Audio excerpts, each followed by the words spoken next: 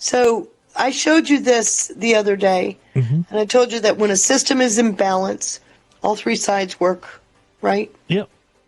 So it's important to kind of go back over this because in any system, it can usually handle a pressure or two or three. There's mechanisms in place. When you start compounding them, though, you create systemic risk. So the chaos, if you understand the pressures and you get kind of visibility into the pressures, then you can do something to make it more stable. Unless you start piling them on. You get that? Yeah. And right now, what's converging is we got geopolitical escalation in the Middle East. Okay. We have a liquidity crisis. You know how I made that a little bit smaller there? Mm-hmm. Because these are overshadowing what's actually going on. All right. You get it? Yeah. That was my way of just visually showing you this is kind of in the background. Although it's not in the background as much, we're seeing more and more and more. So I put together, and this took me a bit to do, but put together a timeline of all the actions that were going on since February 26th when we started the strikes in Iran. Okay? Yep. When the strikes began, the first 2 days, there was high coordination between Israel and the U.S. By about the 28th, we started seeing that there was still full coordination, but it wasn't high. And that continued all the way through till the 10th of March, where there was full coordination, but it wasn't high coordination. And then starting somewhere around the 10th, things started to change. And by the 18th, we get partial coordination. The Israelis struck the port. There was some coordination, but it was really unclear who was taking the lead. And that's what gave rise to, I'm not here to fight Israel's war, right? That's what gave rise to that, is this timeline right here, which is really within the last 2 weeks. On the 23rd, there was a high diverging effort taking place. We called for a strategic pause, and I'll show you this in a second. But by this week, we're seeing that that's being managed. So remember, this is green, it's stable. When you get into this area where there's fragmentation, that's yellow. Fragmentation can revert to utter chaos if it's not managed, that's the purple. We're controlling that instability. Okay? Yep. So the emerging condition is chaotic, but it's still showing signs of being managed. Okay. Okay, so even it's not really what I think everybody believes it is. So starting on the 24th, there's an obvious two-track path. Trump is favoring diplomacy. He's pretty much bringing the hammer down. And Israel is continuing to take out all those targets. Not that we're not part of that, but Israel's really focused on those targets that Trump was talking about. And then Trump is saying, well, I might bring in troops. There will be, if you do this, there will be all hell to pay. I see a good cop, bad cop here. What do you see? Israel will keep the pressure continuation, right? Oh, well, if you're looking at it like the Israel and the U.S., good cop. Yeah, yep, that's fair. All right. Trump is still managing the escalation. Yeah, and he's even separating himself. Well, he has separated himself from Israel. Separated himself from this. Yeah. But he's using it diplomatically. Not with Israel. With Iran. With Iran, yeah. Okay. The bombing will stop when? You got to give up all your yellow cake. You got, right? And there's, oil, there's energy right on the table now. And they gave us a gift of 10 tankers. Right? He keeps talking about leadership in Iran has been negotiating with them. We don't know who that is, right? But it is clear that the IRGC kind of took over the mullahs, right? The the theocracy. The IRGC was in charge. Yep. Somebody else is doing something. Somebody's negotiating with Witkoff. I don't know if you saw it in the cabinet meeting. Witkoff read off. It was almost a 5-minute piece he did about where the negotiations are. And basically, they can't be trusted. They said they weren't. They're going back and forth. It was almost 5 minutes. I don't know if you saw that. And then what happened? We took out another site, or Israel did. So it feels like, to me, a good cop, bad cop scenario. Yeah. This will continue, and he continues to manage the rhetoric around it. Okay. Does that feel? Yeah. Okay.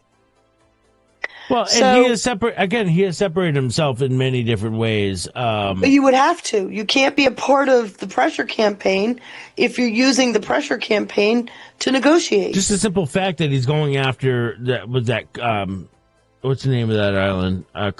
Karg Island. Yes.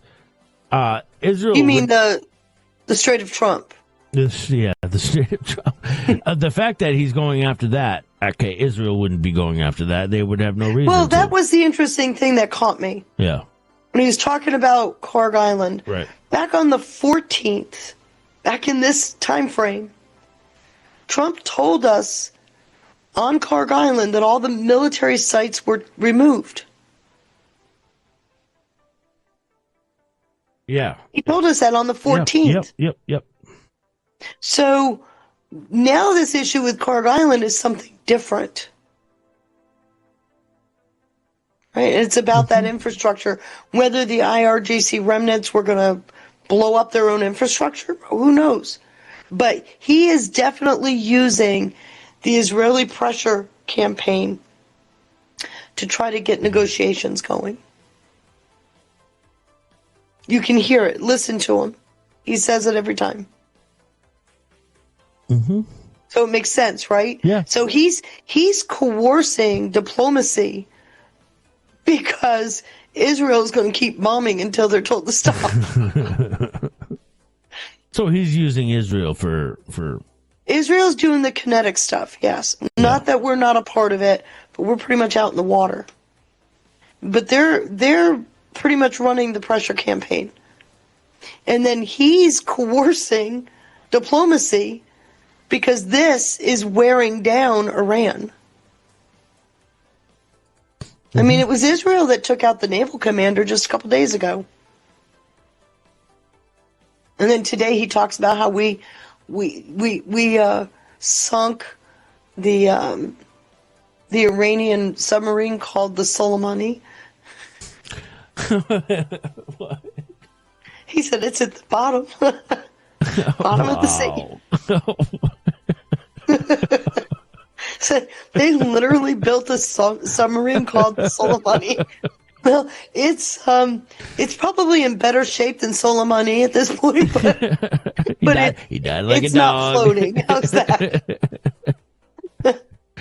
But do you see what I'm getting at? Is he's coercing diplomacy, and he's literally holding a bomb over their head. Yep. So what's interesting is when the whole idea of an imminent threat came up, people were upset, but there was complete coordination between the Trump administration and the Israeli administration.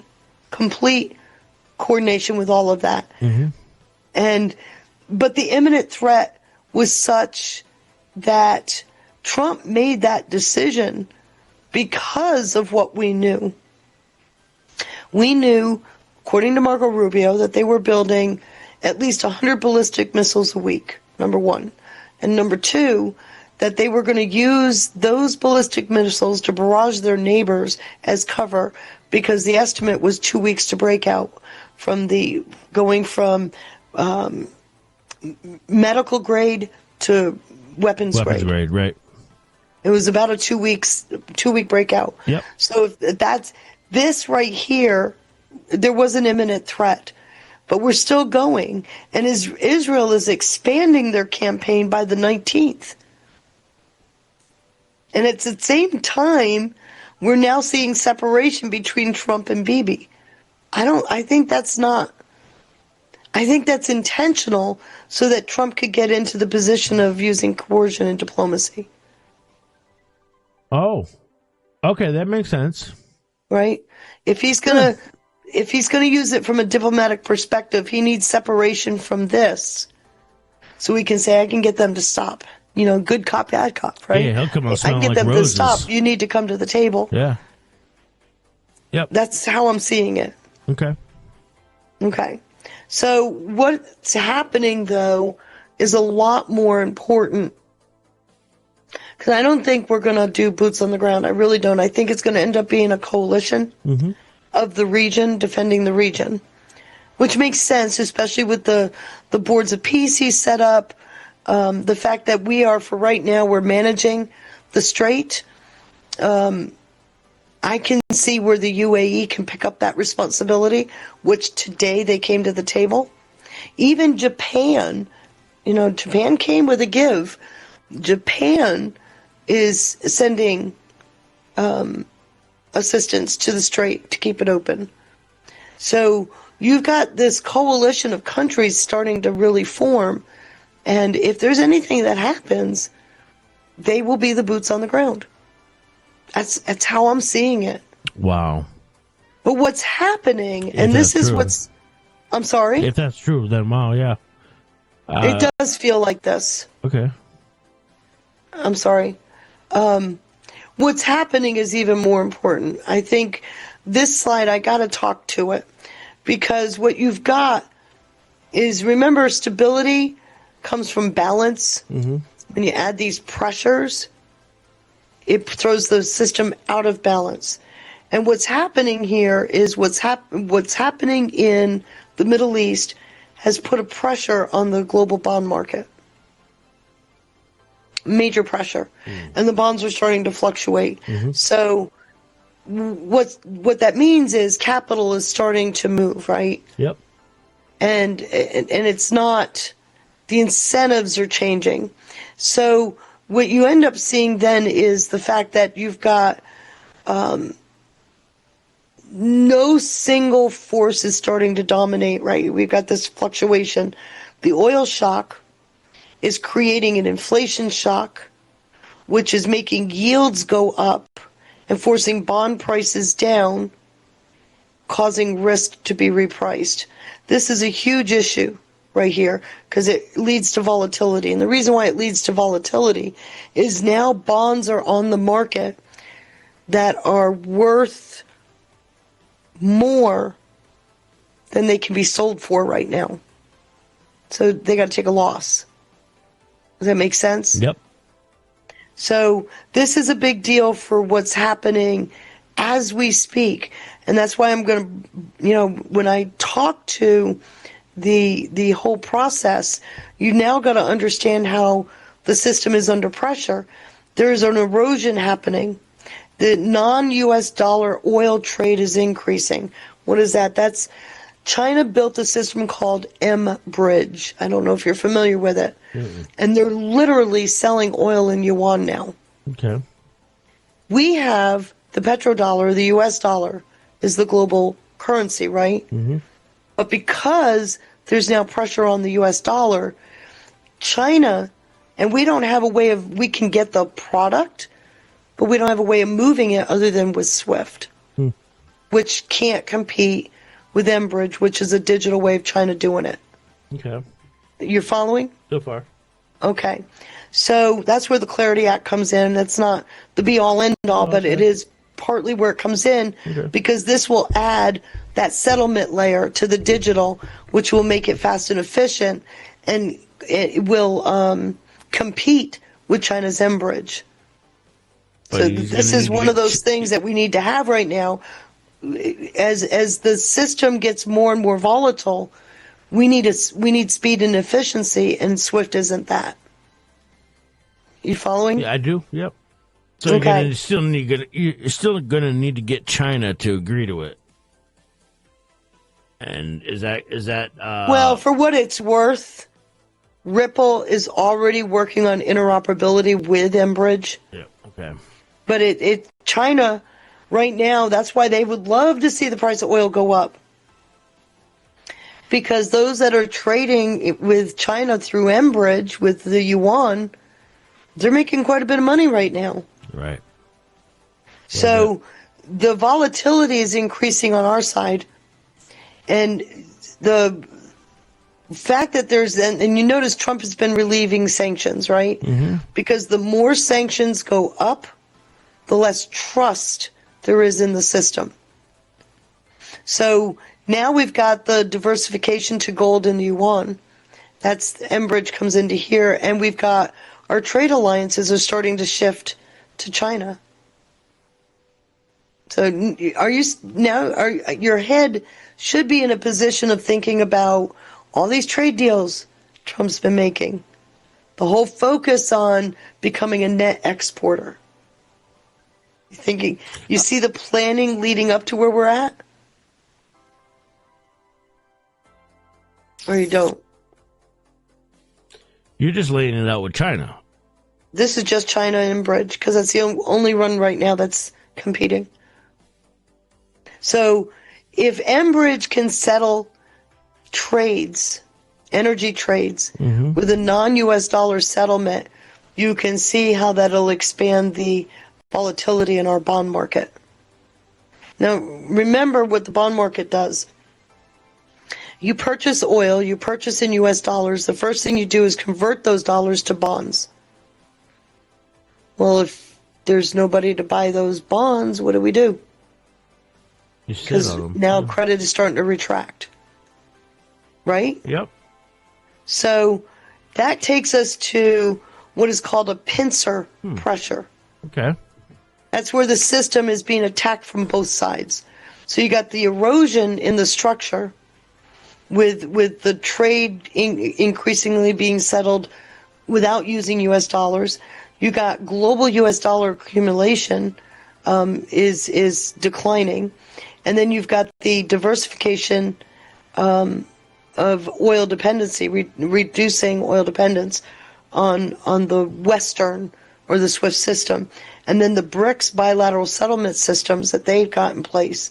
And then that is impacting our bond market. For right now, the intervention is happening because the Fed is able to place shock absorber, and they're doing transitional things like QE. They're doing a liquidity backstop, and they're suppressing the inflation. It's gives you the illusion of stability, even though the underlying pipes are kind of really fractured. Right? Yep. And then on the global side, the fragmentation, the more sanctions there are, the less trust there is in the U.S. dollar system. People are afraid to hold dollars because if it gets sanctioned, what do they do? So what has Trump been doing? He released, or he's eased quite a few sanctions, right? Russia, Venezuela. He did it on Syria. Now you see why he had to do that. Right? He's trying to get trust up. And where was Russia trading? They're using Enbridge. No, Enbridge was locked out. Russia got locked out of the Enbridge system because of global sanctions, but they don't want to lose Russia in this system. So the realignment towards Asia is happening already.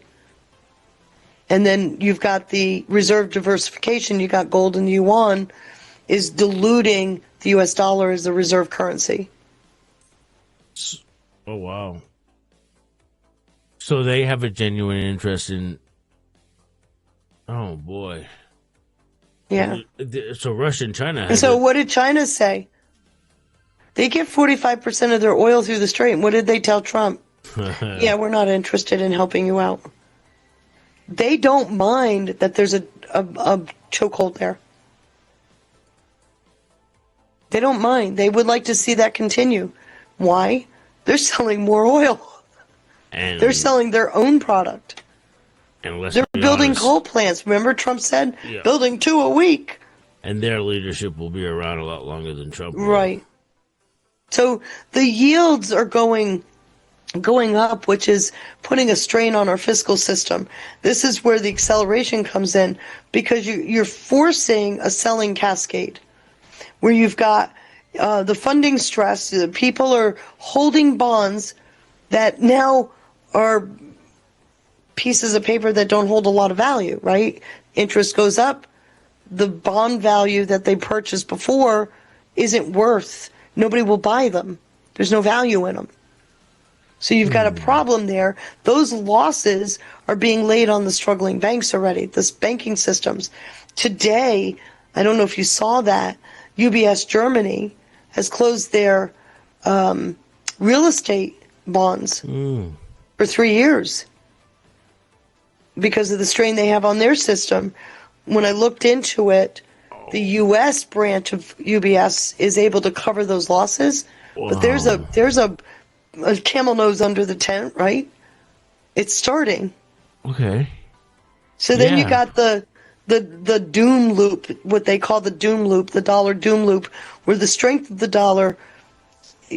There's two things to do. Remember, and Besson's got to play that game. He doesn't want it too high, doesn't want it too low, and we've got this. You're in a loop now where the stress is forcing the dollar to take a dip, and then you can bring it up with your machinations. But the liquidations are having to happen at the level of the Treasury. They're selling their bond. They're buying up these bonds. When they do that, they're using all their energy to keep that stable, and that they don't have that for very long. Their balance sheet isn't endless. So, and then you get the inflation loop starts kicking in, as well as the policy constraint. One of the problems that they have at the Treasury is they need some intervention from Congress, and there's no sign of that happening just yet. Hopefully, so what's the solution there, though? He's hanging by a thread, and Scott Bessent just said a couple of days ago, this is a national security threat. Who's hanging by a thread? The Fed is not able to keep this floating for very long. Oh. So that takes us into what the yields are. Right now, our yields are the highest they've been since 2008. See that 4.66 10-year yield? So explain to somebody out there who might not know. Remember, high yields leads to lower bond prices, right? Remember? I showed you that? Yep. So if high yields lead to lower bond prices, you're putting a strain on the fiscal system. Yep. So now they're trying to do quantitative tightening, which is slowing down by doing liquidity injections. Explain for a newbie out there or somebody who's not familiar with quantitative easing. Quantitative easing, just in simple terms. Yeah, I don't know how to do that. Let me chew on that because. Yep. And I'm going to get it backwards. Hold on. I want to get it right. Quantitative tightening back towards a policy of monetary ease. What they do is they're adding to their securities portfolio when they're doing quantitative easing. No. Adding to its December. Since then, it has added approximately $126.9 billion in assets. So one adds, one takes away from the portfolio, and I never get it right. So 44 months of shrinking its balance. They're now going into where they're tightening. Okay. All right. And I always get that wrong. But they are shifting their policy, and which is also showing a sign of stress on the system. So the rising yields make for volatility to go up, right? Mm-hmm. These two are pushing onto the bond market, and then now you've got a fragmentation which is requiring the intervention. So what I wanted to show was there are several ways of looking at how the path degrades, leading to a funding stress.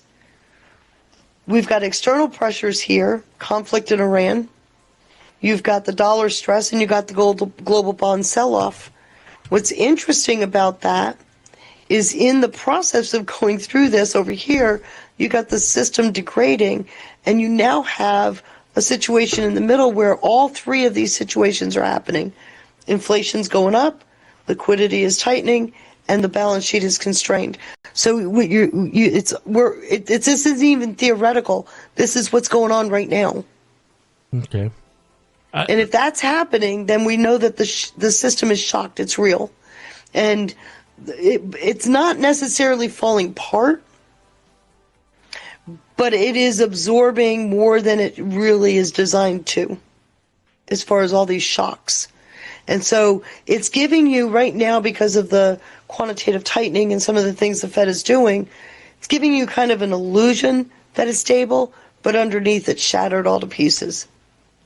So best way I can explain quantitative easing, you're saying tightening, but I know it as quantitative easing.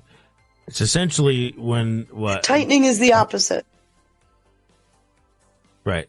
So again, I know quantitative easing. It's essentially when the central bank, like the Federal Reserve, creates new money out of just thin air, and then uses that new money to buy large amounts of assets. Right. She's saying bonds, but again, not everybody knows or plays with bonds, so they don't. It's hard. But that's what they are. I know that is, but I think treasury bonds. I think assets is a better for a. Well, they're not buying houses. Sure, but think of asset managers or something like BlackRock or Vanguard. I don't know. They use it to buy large amounts of financial assets, mostly, as she says, government bonds, but sometimes mortgage-backed securities or other stuff like that. Normally, central banks, if I'm not mistaken, control the economy by changing the interest rates. Right. The interest rates are starting to go up. Right, like raising or lowering Fed funds rate. Higher interest rates. Yes. Mean a weaker dollar. Lower interest. And higher interest rates, stronger dollar. And a lot of people think lower interest rates, weaker dollar. Right, and a lot of people think Jerome Powell not adjusting the interest rate has been bad, but you could make a case that it's actually been good. It was actually part of what caused Iran to collapse. Because it cost Iran a lot of money to be in the market. Right. Boy, this is deep. This is deep. Yeah, I know it is. I only got a couple slides left. That's fine. So if you look at the triggers, the tipping points, we've got a system that's under strain. It's actually, the auctions are clearing, but they're weaker than they used to be. So the dealers are taking on more supply. Well, Lucy's right. Lending gets loose when cash is easy. I love that. That's well said. Thank you. That's a good way to remember it, too. Yeah. So the domestic capital is absorbing the supply right now, and the policy tools are still functioning, but they're strained. It's obviously strained, and we're at this tipping point. So the one is the strain right here. Two is the acceleration of that strain, where we got the erosion signals. That's the conflict, the oil prices going up, credit tightening. Those are all accelerators. And then you've got the stress signal. The three is the accelerator. Stress here is where it shows, where we've got failed or weak treasury auctions, which is now happening. We've got the bid to ask liquidity gaps, because what the value of that bond was, now, because the interest rates are going up, it's not worth as much as what a bond would be today. Okay. So you got a liquidity gap here. You got the balance sheets at the dealer level are overloaded. What's a liquidity and one of the things I found out. What do you mean by liquidity gap? Okay, so you buy something for $10. Yep. Okay, you need to sell it for at least 10, right? Okay, yep. But when the interest rate goes up, you've got to sell it for less than what it's worth. You see where I'm Yep. going? When So the you higher lose- the interest yeah. rate, the less the value. Yeah. So the liquidity gap is happening, and it's happening at the bank level. One of the things I found when I was doing this research is that there is a rule because of what happened in 2008 where bond dealers are required by law to absorb that shock. They're required to buy these bonds. Wow, really? Yeah, I found that out a couple of days ago as I was researching this. So it's creating a backlog where they can't offload it. Okay. And so now we've got the system showing signs of absolute shock. So now we're moving from part two of phase two, Yep. which is the fragmentation, into an absolute collapse. And that's why I made this slide look so funky. Because this is the breaking point. This is where shit hits the fan. You've got all the funding failures are happening over here, right? Yeah. So when you look at the nodes starting to fail, repo stress spikes, you've got the liquidity in that repo market is vanishing. That's down here, the contagion. And then you've got the contagion then spreads throughout the system, creating the crisis over here. So now what you're saying is this is where everything hits. This is when you first start seeing things failing. The liquidity disappears and everything disconnects, right? So why things are accelerating again are because of the pressures that are on the system. It's not just what's going on in Iran. Oil prices are off the charts. You've got a shadow banking issue that's now been exposed and at risk, low trust. You've got all these, we got domestic issues Big even creating insurance. stress. Right. Okay. So that takes us into the bifurcation point. This is the phase three. This is the oh shit moment, right? This is where now we're at that point where we're losing control of the system. So the Fed here in phase two tries to stabilize the markets, but because of the tipping point, now they're losing control because they can't. So the interventions that they would normally put in place no longer stabilize the yields. Interventions no longer work. Okay. So the Fed is still acting, but it's no longer in control. The system is in control of it. Right? So where it was managed, they lost control. Now we're in a liquidity vacuum. That is the tipping point. So when you reference the word bifurcation, you're essentially using It's a decision point. Right. Okay. Yeah, you're reaching the end of something and it doesn't have a choice but to split into two different directions at least. It's not that it splits. When it does, and this gets back to what we were talking about on Monday, it's like going through a door. You can go left or right. You have to make a decision. Okay. And that's where the accelerators come in. The systems get pulled to the strongest accelerator.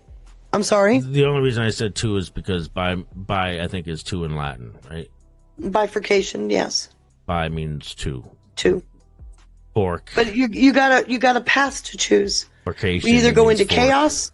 Remember, there's two: chaos or stability. Yeah. And if you're not, okay. if you're not stable, Yeah. then you're fragmented. Yeah. And what do? That's the purple. We try to control the fragmentation. And I showed you on Monday where we've been in a fragmented situation since 2008. We've been trying to just control. Slowly declining. Right. But it's been so slow that it's almost like because they've been able to manage it. Right, but all these pressures on the system now are creating a strain that can't be sustained. Yeah, it's been a systemic dismantling. It's systemic It's a systemic nuclear bomb. How's that? Yeah, but it's happening so slow, or that's the perception at least, that that it makes it harder for people who aren't as involved or aren't as engaged to not recognize it. Right. So like I said, when the system hits that critical point, there's two directions, chaos or stability. And what is happening, and that's where, remember, the entropy and the negentropy come in? The system will go towards the more dominant attractor. And if there's enough stability, if there's enough positive or negative, entropy is, remember, positive feedback is entropy, lends to chaos. Negative feedback, negentropy, lends to stabilization. If there's enough negentropy, enough negative communication to lean towards stability, but there's not enough there to go be completely stable, it goes into a C state, which is called fragmented. And what you do at a fragmented state is you either manage it or it'll revert back to the chaos. So you have no choice. You have to manage the fragmentation. But there's enough there to show that the system's preferring stability because it'll go to the more dominant attractor. Is that making sense? A little bit, yep. No, not. And no, I should have brought that slide back for you. No, it's fine. It's. So the system signals are showing that the whole system is in too much stress. And we're leading towards, you got liquidation starting to go off the charts. The dollar itself is starting to destabilize. And there's cross-market stress right now, especially with Enbridge selling in yuan. They're using gold in yuan.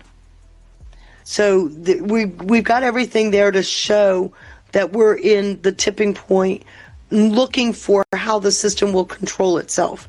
That takes us to the point where that control starts to shift. The system itself will start to reconfigure, and you'll start to see new settlement pathways start to come out. Things you would have never considered before. Right.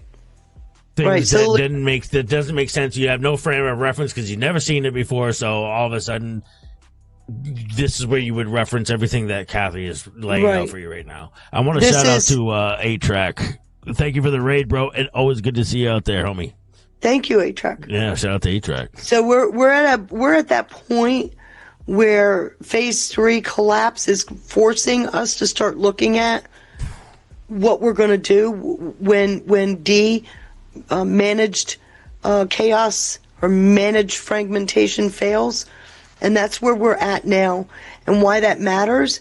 Because mortgage rates are going to go up. Stock is more volatile. And we're seeing these already, right? Credit. Yep. It's getting harder already to get credit.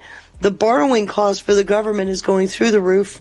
And now we've got the market is at a risk of breaking. And we've already seen these signs. So, but it started with, like I said, it started with my little tipping point slide.